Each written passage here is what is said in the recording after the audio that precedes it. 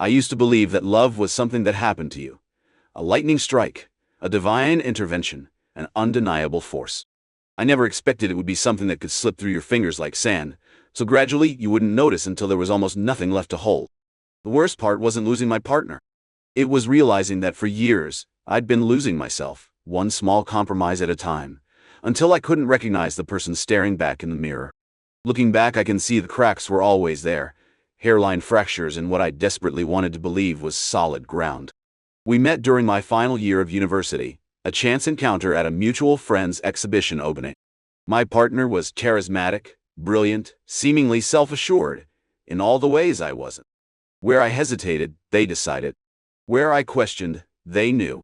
Their certainty was intoxicating, a respite from my constant self-doubt. When we moved in together after just 8 months, my friends raised their eyebrows, but kept their concerns to themselves. I interpreted their silence as approval, or maybe envy. Who wouldn't want what we had? A beautiful apartment in the city, ambitious careers taking shape, dinner parties where we'd finish each other's sentences, and share knowing glances across the room. We looked perfect from the outside. We crafted that appearance meticulously. What no one saw were the subtle ways my partner would correct me. My pronunciation of certain words, my uninformed political opinions, my provincial taste in music and literature. The corrections always came with a smile, sometimes a kiss on the forehead. "I just want you to be your best self," they would say, and I believed them. I was grateful even. Here was someone who cared enough to polish my rough edges, to elevate me. I didn't notice how I gradually stopped sharing my thoughts on books or films until I had fully formed opinions that aligned with theirs. I didn't register how I'd changed the way I dressed, spoke, ate. These changes happened incrementally, like water shaping stone, imperceptible in the moment, profound over time. 3 years into our relationship, we had established routines and rituals that felt like stability. Sunday brunches at the same cafe. Summer holidays at their family's lake house. Dinner with their colleagues every month. My own friends and family receded into the background, not because of any ultimatum or demand, but through a subtle unspoken hierarchy of priorities. Their world was simply more important, more sophisticated, more worthy of our limited time.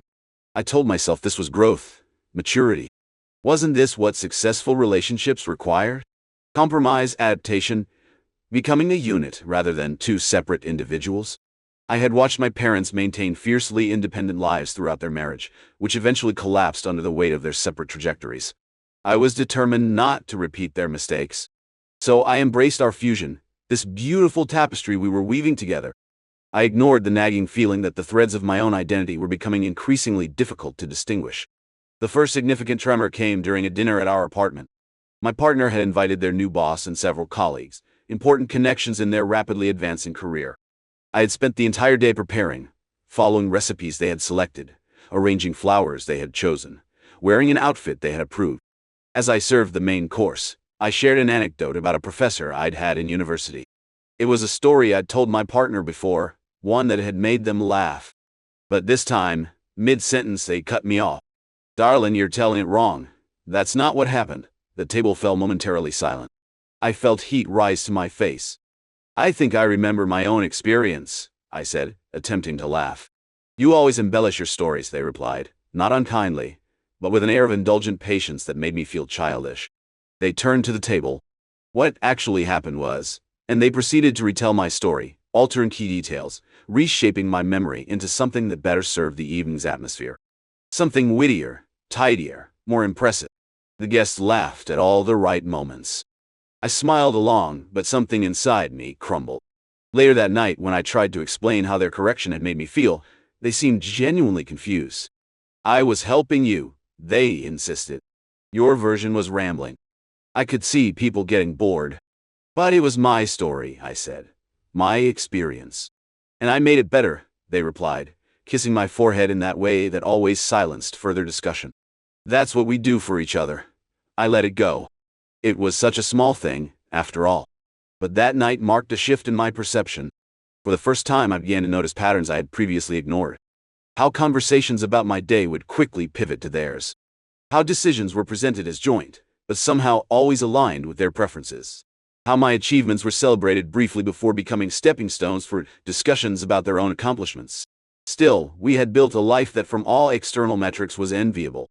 We had a beautiful home, financial security, and plans for the future that seemed solid and bright. I had invested years in this relationship, shaped my entire adult identity around our partnership.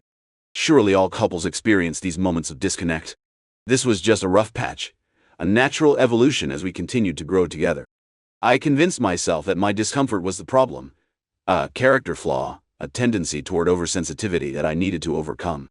My partner had always been better at navigating the world with confidence. Who was I to question their perceptions? Maybe they really did know me better than I knew myself. The fault line that eventually split our foundation wide open appeared during what should have been a celebration. After years of dedicated work, I had received a significant promotion, one that would require more of my time, but also represented everything I had been working toward professionally. When I shared the news, my partner's reaction was complex. There was pride, yes, but it was overshadowed by concerns. How would this affect our plans to start a family within the next year? What about the renovation project we had been discussing? Wouldn't this change disrupt the delicate balance we had established? I thought you'd be happier for me, I said, the excitement I had carried home deflating rapidly. I am happy for you, they replied. I'm just thinking practically about what this means for us. For our future.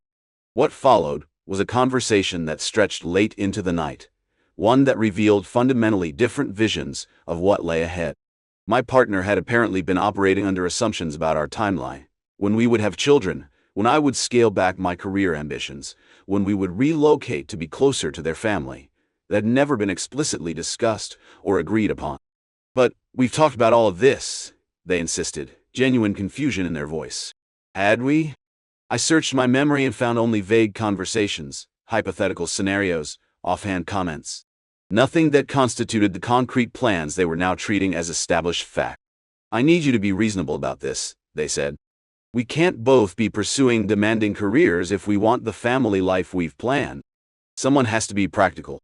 The implication was clear. That someone should be me. For the first time, I didn't immediately yield. This promotion represented years of work, of early mornings and late nights, of ideas developed and fought for. It wasn't something I could simply set aside or diminish to accommodate plans I had never fully consented to. Our disagreement didn't resolve that night, or in the days that followed. It simmered beneath the surface of our interactions, occasionally boiling over into tense exchanges before being pushed back down. We continued our routines, dinner with friends, weekend outings, household chores, but a fundamental trust had been broken. I began to question everything about our relationship, reviewing past conversations and decisions through a new lens. Had I truly chosen this life we'd built, or had I simply followed a path of least resistance? Had I compromised out of love, or out of a fear of conflict? Where was the line between healthy adaptation and unhealthy acquiescence? I no longer knew. One evening, alone in our apartment while my partner attended a work function, I found myself standing before our bookshelf. I realized with a start that I couldn't identify which books were mine anymore. Our collections had merged years ago. Now I couldn't remember which authors I had loved before we met, which stories had shaped me. I pulled volumes from the shelf at random, trying to reconnect with my pre-relationship self, but it was like reaching across a vast distance. I moved through our home, opening drawers, examining objects, trying to parse what was truly mine in this carefully curated space. The exercise left me feeling hollow. Even the clothes in my closet had been selected with my partner's taste in mind. The music on my phone reflected their preferences. The friends who called were mostly connected to them first. I sat on the floor of our bedroom and faced a terrifying question. If I removed everything tied to my partner from my life, what would remain? Who would I be? The recognition that I had lost myself didn't lead to an immediate dramatic split. Instead, it triggered a period of quiet rebellion, small assertions of identity that probably seemed insignificant to anyone watching but felt monumental to me. I bought clothes my partner wouldn't approve of. I reconnected with old friends whose company I had neglected. I read books that interested me without seeking their opinion. I took a cooking class, not because it would benefit our dinner parties, but because I had always wanted to learn. My partner noticed these changes, of course. Their response alternated between bemused tolerance and gentle correction. That color doesn't really suit you, they might say. Or are you sure you want to spend time with them? You always said they were draining. Had I said that? Or had that assessment been planted in my mind so convincingly that I had adopted it as my own? I no longer trusted my memories. We continued this dance for months, me testing boundaries, them subtly reinforcing them. To outsiders, nothing had changed. We still hosted dinner parties. We still took vacations. We still posted photos that garnered envious comments about how perfect we looked together. But something fundamental had shifted inside me.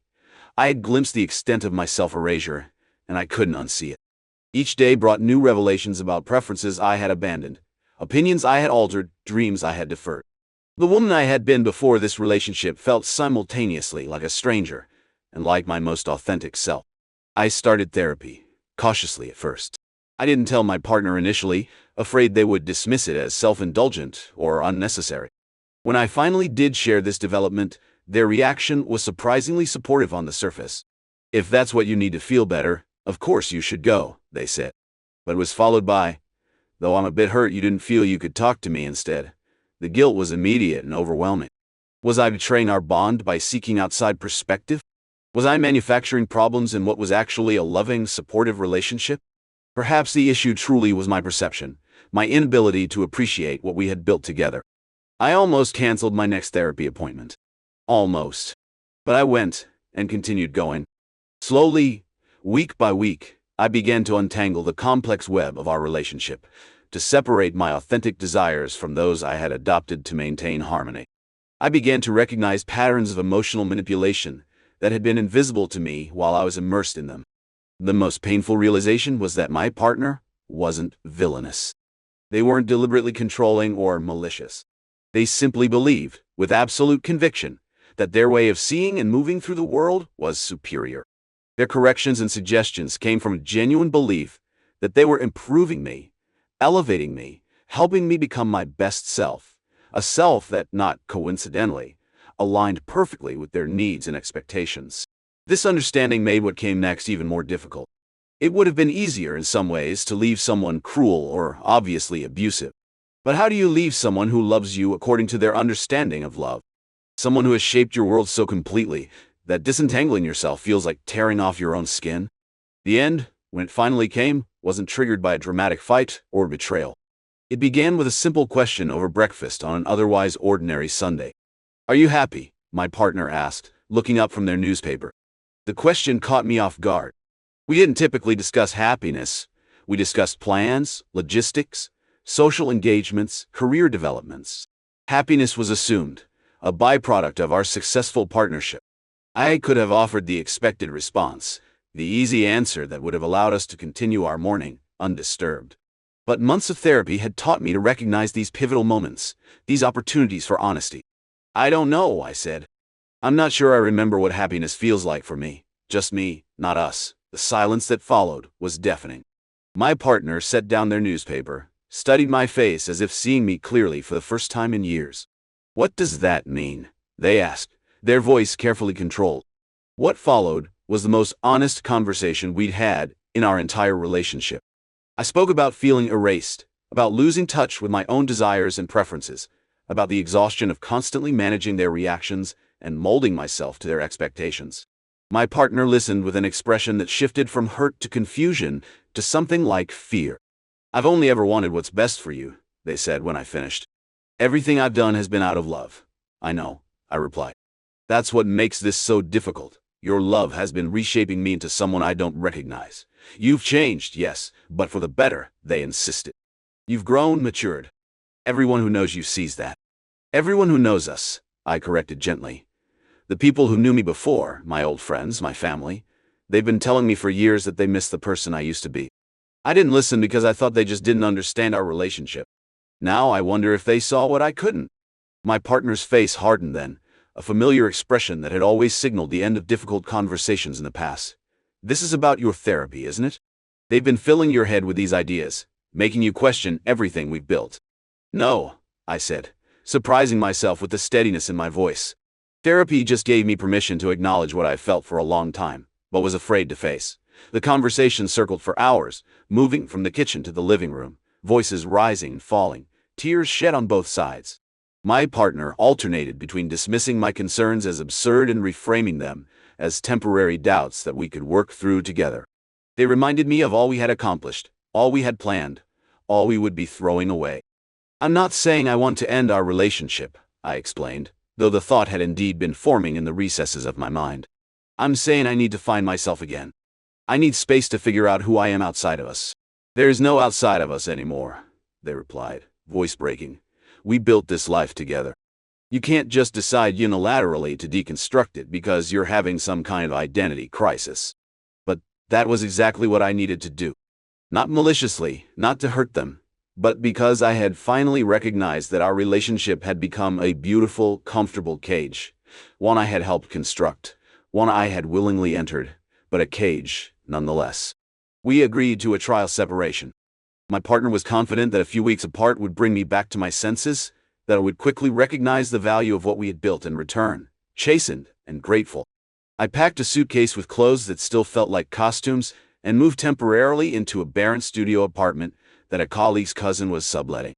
The first night alone in that empty space, I cried until my body ached, not because I missed my partner, though I did, not because I regretted my decision, though doubts plagued me, but because for the first time in years, I was experiencing emotions that were wholly mine, unfiltered through the lens of another's expectations. The weeks that followed were both excruciating and exhilarating. Simple decisions became monumental tests. What to eat for dinner without considering another's preferences, what music to play without anticipating another's criticism, what to do with a Saturday afternoon that belonged entirely to me. I bought a journal and began recording these small choices, these rediscoveries of self. I wrote about foods I found I actually disliked despite years of consuming them without complaint. I documented music that moved me to tears though I had dismissed it as simplistic for years.